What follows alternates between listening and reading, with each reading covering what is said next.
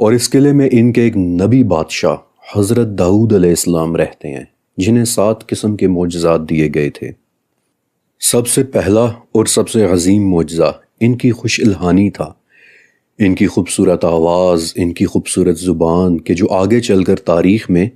لحن داؤدی کے نام سے جانی جائے گی۔ بلکہ ایک مرتبہ تو آخری نبی حضرت محمد صلی اللہ علیہ وآلہ وسلم مسجد میں داخل ہوئے تو کہیں سے آپ کو ایک بہت ہی خوبصورت آواز میں کی گئی تلاوت سنائی دینے لگی۔ آپ علیہ السلام وہیں رک گئے اور صحابہ سے پوچھا کہ یہ کون تلاوت کر رہا ہے؟ تو صحابہ نے دیکھا اور آ کر بتایا کہ یہ عبداللہ ابن قیس ہے یا رسول اللہ۔ اور آپ علیہ السلام نے مسکرا کر جواب دیا تھا کہ عبداللہ کو تو آل داؤد کا ایک ساز دے دیا گیا ہے۔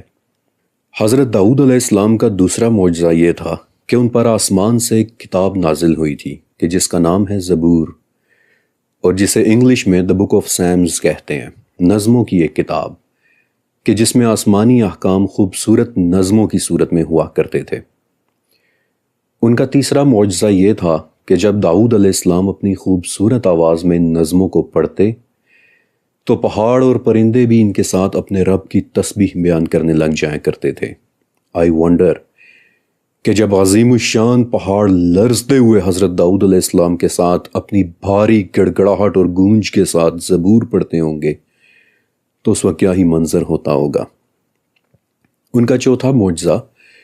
کہ ان کے لیے لوہے کی سختی کوئی معنی ہی نہیں رکھتی تھی۔ وہ اپنے ہاتھوں کے ساتھ لوہے کو اس طرح سے موڑ لیا کرتے تھے کہ جیسے گیلی مٹی یا پھر گوندھا ہوا آٹا ہوتا ہے۔ نہ انہیں لوہے کو آگ میں ڈال کر دہکانے کی ضرورت پڑتی تھی اور نہ ہی اس پر انہیں ہتھوڑے مارنے کی ضرورت پڑتی تھی، بلکہ وہ لوہے کی سلاخوں کو اپنے ہاتھ میں لیتے اور اسے اس طرح سے موڑ لیتے کہ جیسے وہ لوہا نہیں بلکہ نرم اور گیلی مٹی ہو، اور پھر اس لوہے کو باریک کر کے اسے مولڈ کر کے وہ اپنے ہاتھوں سے زرہ بختر یا پھر جسے انگلش میں باڈی آرمرز کہتے ہیں وہ بنایا کرتے تھے، اور پھر وہ ان باڈی آرمرز کو یروشلم میں لا کر فروخت بھی کیا کرتے تھے۔ امام ابن ابی حاتم رحمۃ اللہ علیہ بتاتے ہیں کہ جو باڈی آرمرز حضرت داؤد علیہ السلام بنایا